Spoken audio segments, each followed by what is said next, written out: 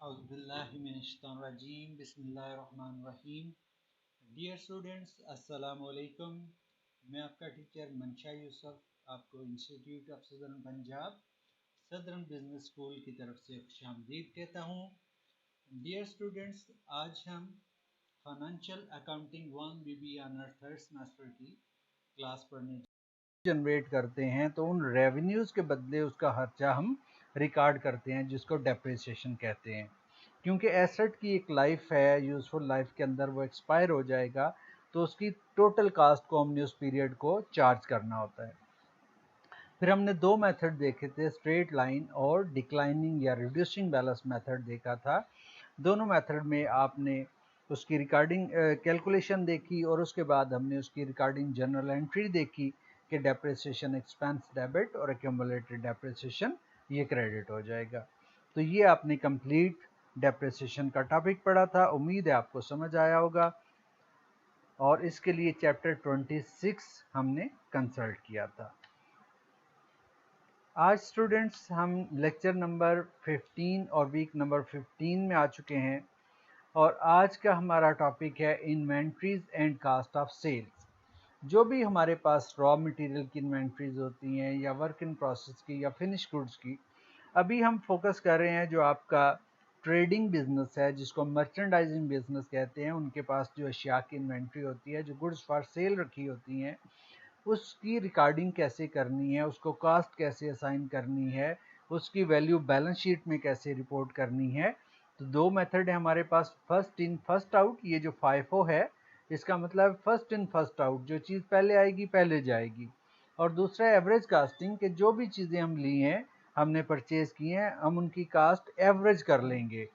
तो ये दो मेथड हमने यहाँ पर सीखने हैं और इसके लिए हम बुक का चैप्टर नंबर 29 रीड करेंगे। तो ये स्टूडेंट आप नोट कर लें, बुक ऑलरेडी आपके पास अपलोडेड है या सेल डिपार्टमेंट है, वो रिक्वायरमेंट अपने मटेरियल की या अपने फिनिश गुड्स की, अगर रेडीमेड चीज़ें आप बेच रहे हैं तो फिनिश गुड्स की, अगर आप मैन्युफैक्चरिंग बिजनेस कर रहे हैं तो रॉ मटेरियल की रिक्वायरमेंट देखी जाएगी कि हमें किसी ऑर्डर के लिए, किसी काम के लिए मटेरियल रिक्वायर्ड है, तो पहले डिटरमिन करेंगे रिक्वायर्ड है कि नहीं। अगर आपको रिक्वायर्ड है, बजट्स देखेंगे, स्पेसिफिकेशन शीट्स देखेंगे। फिर अगर रिक्वायर्ड है तो हम एक परचेज रिक्वेजिशन का वर्ड निकला है रिक्वेस्ट से, यानी हम परचेज की रिक्वेस्ट करेंगे। ये कौन कर रहा है? प्रोडक्शन डिपार्टमेंट परचेज रिक्वेस्ट कर रहा है स्टोर को। अब स्टोर अपने पास देखेगा, अगर उसके पास मटेरियल है तो वो इशू कर देगा, अगर नहीं है तो प्रोक्योरमेंट प्रोसेस स्टार्ट हो जाएगा। अब वो स्टोर देखेगा कि हमने सोर्स ऑफ सप्लाई क्या है, किससे परचेज करना है, और जिससे भी परचेज करना है उसके लिए हम रिक्वेस्ट फॉर कोटेशन करेंगे। उन्हें कहेंगे कि हमें कोटेशन दें, रेट दें, अपनी जो आपकी कोटेशन में बताएं टर्म्स एंड कंडीशन क्या होंगी, प्राइस क्या होगी, डिलीवरी कब होगी। और उसके बाद हमारे पास कोटेशंस आएंगी और कोटेशंस को हम लोग एनालाइज करेंगे। जिसकी कोटेशन हमें सबसे सूटेबल लगेगी, हम उस परचेज रिक्वेजिशन के बदले परचेज ऑर्डर क्रिएट करेंगे। जब हमने वेंडर सेलेक्ट कर लिया तो फिर साथ हमने रिक्वेस्टें भी मंगवा ली, और जिसकी रिक्वेस्ट हमें अच्छी, कोटेशन अच्छी लगी, हमने परचेज डिपार्टमेंट ने अब उसके लिए परचेज ऑर्डर तैयार करना है। उसमें कोटेशन का नंबर भी होगा, जो कोटेशन हमारे पास आई है, और हमारी परचेज रिक्वेजिशन का नंबर भी होगा कि किस परचेज रिक्वेजिशन के बदले कंपनी की कोटेशन का क्या नंबर था जिसको हम परचेज ऑर्डर दे रहे हैं, और परचेज ऑर्डर पे भी एक नंबर असाइन हो जाएगा। ये जो इंफॉर्मेशन हम फिल कर रहे हैं परचेज ऑर्डर पे, ये हमारा इंटरनल कंट्रोल है, ताकि हम लोग ट्रैक बैक कर सकें।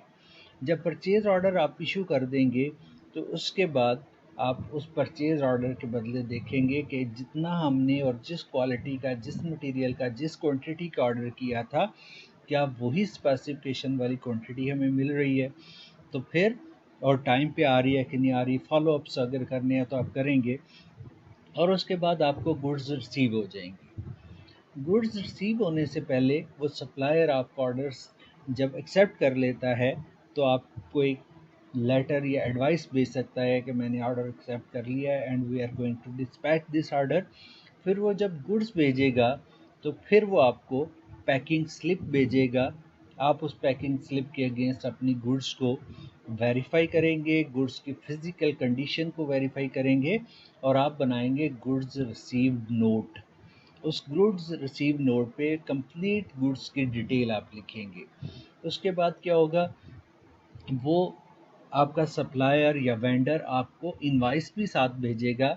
आप वो जो उसकी पहले एडवाइस आई थी, वो जो पैकिंग स्लिप आई थी, चीज़ें वसूल करके उसके ऊपर साइन करके उसको वापस कर देंगे। आपके पास इनवाइस आएगी, आप वेरीफाई करेंगे कि हमारे परचेज ऑर्डर के साथ और हमारे गुड्स रिसीव नोट के साथ इनवाइस मैच कर रही है या नहीं, यानी हमने कितना ऑर्डर किया था, उसने कितना भेजा और इनवाइस कितने यूनिट्स की बनाई है, किस रेट पर बनाई है।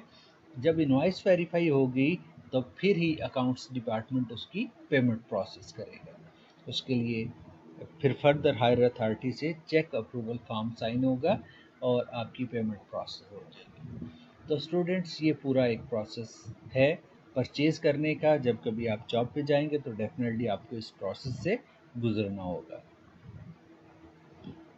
इसके बाद स्टूडेंट हमारा है कि हमने अब इन्वेंट्री कास्टिंग सिस्टम को पढ़ना है।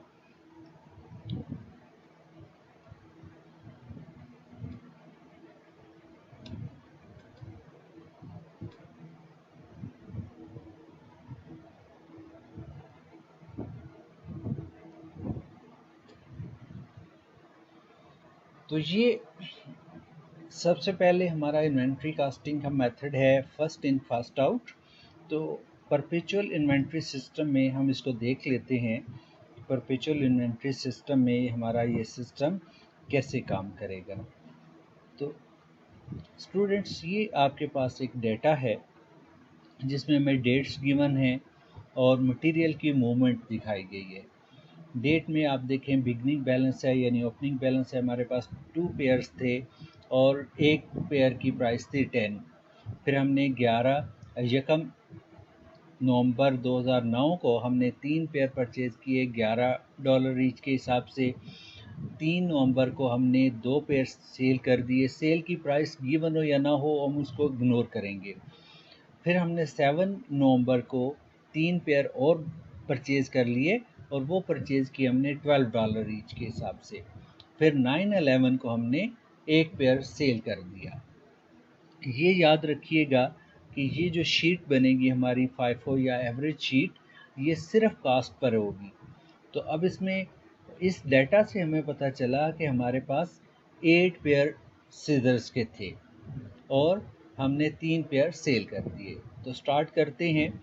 हमने पहले सबसे डेट में बिगनिंग बैलेंस का नाम लिख दिया और हमने वहाँ पर परचेज में या डायरेक्टली आप बैलेंस के कॉलम में लिख सकते हैं 2 unit at the rate of 10।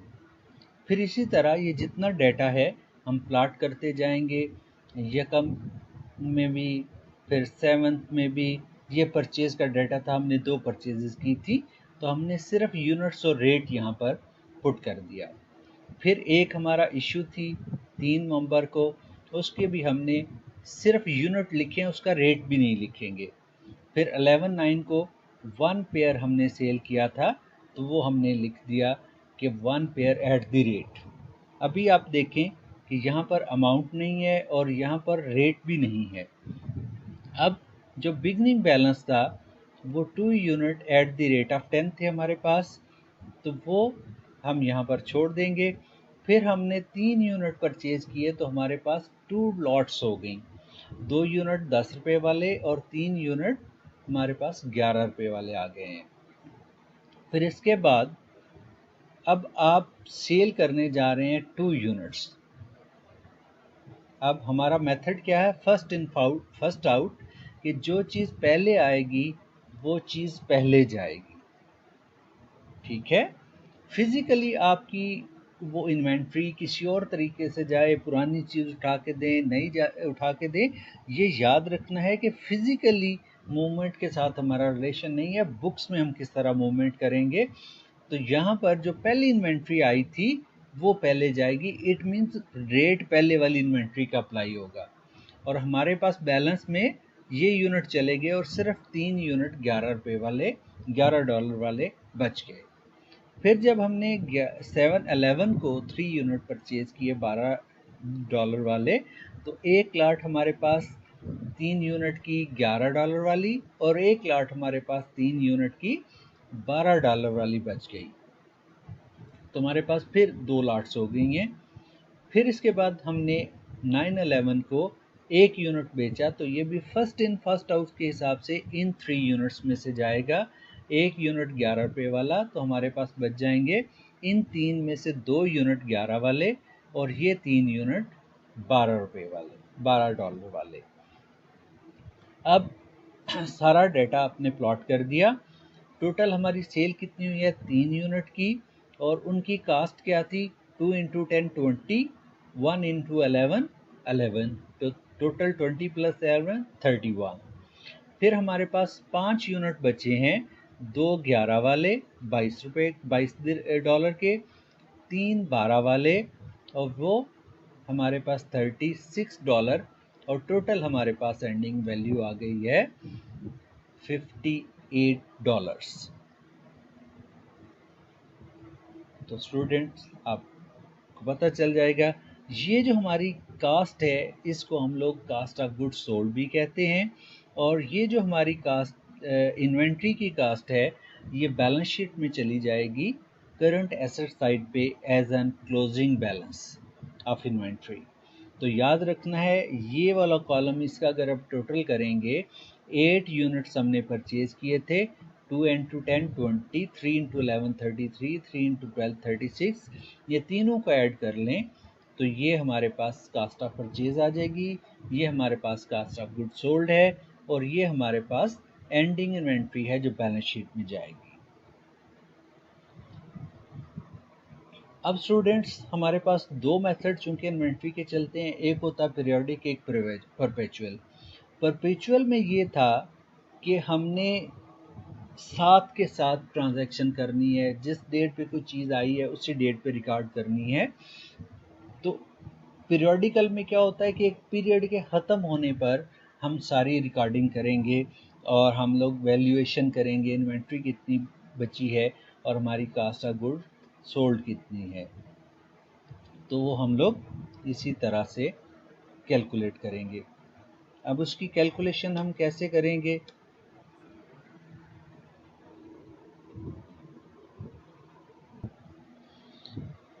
तो स्टूडेंट्स पीरियोडिक सिस्टम में क्या होगा कि पीरियोडिक सिस्टम में हम डेट वाइज उस तरह नहीं लिखेंगे कि ये हमारे पास परचेजेस थी, ये हमारे पास सेल्स थी। आपके पास क्या होगा कि आप सिर्फ और सिर्फ परचेजेस को देखेंगे।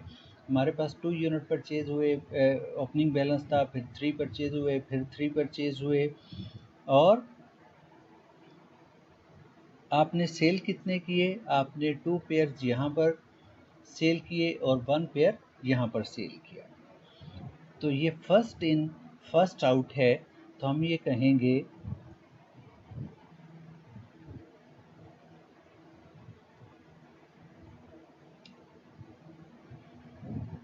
कि हमारे जो ये वाले यूनिट्स से 2 पहले ये सेल हो गए और 1 यूनिट इसमें से सेल हो गया, और हमारे पास जो 5 यूनिट बचे हुए हैं वो इस तरह से बचे हुए हैं कि हमारे पास 2 यूनिट इसमें से बचे हुए हैं और 3 यूनिट ये वाले बचे हुए हैं। तो इस तरह से हम इसकी कैलकुलेशन कर लेंगे।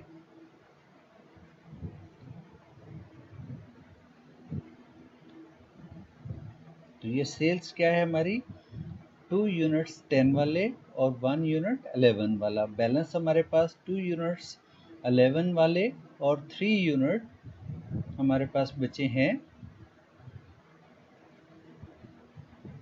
12 वाले। तो हमारी सेल्स 31 यानी कास्ट ऑफ सेल्स, और हमारे जो बैलेंस क्वांटिटी है 5 जो लेफ्ट हैं, 2 × 11 22, और 3 इंटू 12 36, ये हमारे पास 58 की हमारी एंडिंग इन्वेंट्री आ जाएगी।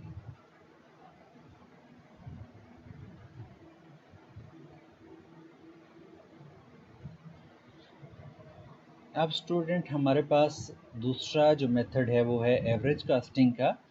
इसकी भी हम पहले कैलकुलेशन करेंगे परपेचुअल सिस्टम से, वही क्वेश्चन है हमारा, उसको आप ज़हन में रखें कि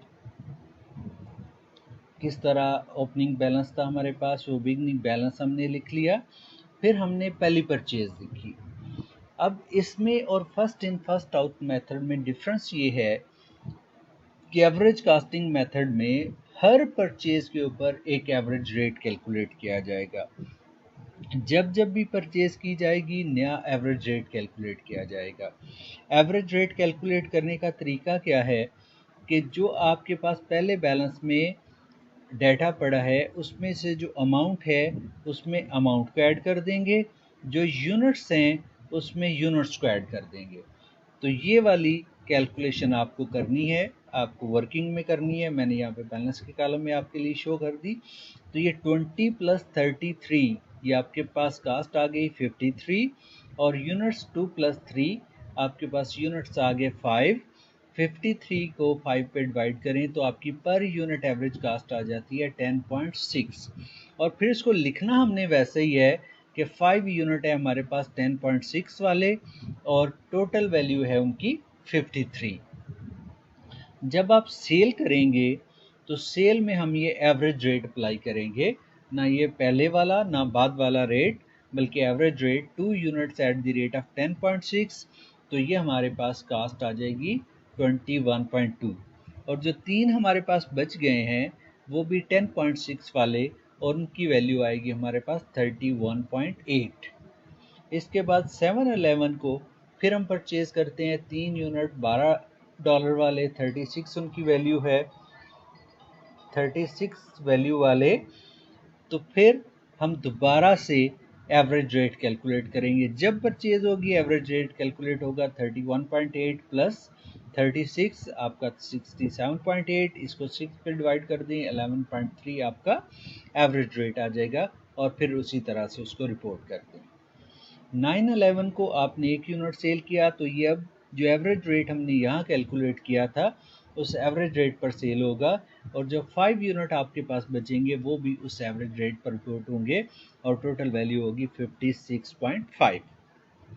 अब 3 जो सेल हो गए हैं दोनों के अमाउंट आप ऐड कर लें तो ये 32.5 के, तो CGS की जो वैल्यू जाएगी वो 32.5 होगी, और इन्वेंट्री में 5 यूनिट की वैल्यू 56.5 ये हम रिपोर्ट कर देंगे।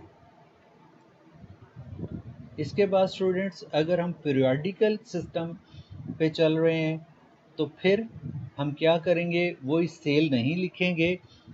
ओपनिंग बैलेंस है, 2 परचेजेस हैं, और नीचे एक ही इकट्ठा पूरे पीरियड के एवरेज रेट निकलेगा, जिसमें अमाउंट सारी ऐड कर लेंगे 20 प्लस 33 प्लस 36, और यूनिट सारे ऐड कर लेंगे 2 प्लस 3 प्लस 3, तो ये आएगा 89 टोटल आएगा हमारा कास्ट का, और 8 आएगा यूनिट्स का। तो एवरेज रेट हमारे पास आ गया 11.125। हमारी CGS यानी सेल भी 3 यूनिट की इसी रेट पर होगी, और हमारी इन्वेंट्री भी 5 यूनिट की इसी रेट पर होगी, जिसकी कास्ट होगी 55.625। तो ये स्टूडेंट्स आपने दोनों मेथड बेहतरीन तरीके से याद कर लेंगे। अब नेक्स्ट हमारा टॉपिक था कि लोअर ऑफ कास्ट और मार्केट रूल। अभी जो पीछे हमने कॉस्टिंग की, जो वैल्यू ऑफ इन्वेंट्री हमने कैलकुलेट की FIFO से या एवरेज कास्टिंग से, उसको हम कहते हैं कि वैल्यू है कास्ट के ऊपर, लेकिन उन यूनिट्स की कोई मार्केट प्राइस भी गिवन होती है। तो IAS 2 हमसे रिक्वायर करता है कि इन दोनों में से जो लोअर होगी, जो कम होगी, हम बैलेंस शीट में वो वैल्यू रिपोर्ट करेंगे। अब ये आपने जब अकाउंटिंग कंसेप्ट कभी पढ़े होंगे फाइनेंशियल अकाउंटिंग में, तो उसमें एक प्रूडेंस कंसेप्ट है या कंजर्वेटिज्म प्रिंसिपल है, तो उसकी रिक्वायरमेंट भी यही है कि अगर आपकी इन्वेंट्री जो आपके पास पड़ी है या जो भी एसेट्स हैं उनकी वैल्यू कम हो चुकी है तो इमीडिएटली रिपोर्ट करें, लेकिन अगर उनकी वैल्यू बढ़ गई है तो तब तक रिपोर्ट ना करें जब तक आपको रियलाइज़ ना हो जाए। तो ये इसी रूल को फॉलो करते हुए हम कास्ट और market which ever is lower का रूल अप्लाई करते हैं। अब ये रूल अप्लाई कैसे करना है, ये आपके सामने एक एग्जांपल है कि फॉर एग्जांपल ये आपके स्टॉक आइटम है, इनकी क्वांटिटी है, इसके 75 यूनिट पड़े हैं, इसके 100 यूनिट पड़े हैं। आपने फाइफो मेथड पे उसका कार्ड बनाया तो पता चला कि उसकी कास्ट 2 है, इसकी कास्ट 5 है। जब मार्केट से रेट पता किया तो इसका रेट बढ़ चुका है 2.2 है और इसका रेट कम हो चुका है 4.4। तो जब हम lower of cost on market value apply करेंगे तो जिस इसमें कास्ट लोअर है तो हम कास्ट की बेस पर इसको रिपोर्ट करेंगे, यानी 75 मल्टीप्लाई बाई 2 वैल्यू 150, और इसकी वैल्यू 4.4 मार्केट वाली लोअर है तो इसको हम मार्केट पे रिपोर्ट करेंगे 100 इंटू 4.4 यानी 440। हमारी टोटल वैल्यू $590 ये बैलेंस शीट में रिपोर्ट होगी। आज का हमारा लेक्चर कंप्लीट हुआ। उम्मीद है आपको ये टॉपिक बेहतर समझ आ गया होगा। आप चैप्टर नंबर 29 से प्रैक्टिस करेंगे और क्वेश्चन सॉल्व करेंगे। इंशाल्लाह आपको ये बेहतर समझ आ जाएगा। फिर भी कोई क्वेरी हो तो आप ऑनलाइन लेक्चर के टाइम पे पूछ सकते हैं, आप ऑफलाइन पूछ सकते हैं, आप व्हाट्सएप पे पूछ सकते हैं, फ़ोन कॉल कर सकते हैं। बहुत शुक्रिया ये वीडियो वॉच करने का। इंशाल्लाह आपसे नेक्स्ट लेक्चर में, अगला लेक्चर अब हमारा आखिरी लेक्चर होगा तो उसमें लास्ट टॉपिक के साथ हमारी मुलाकात होगी।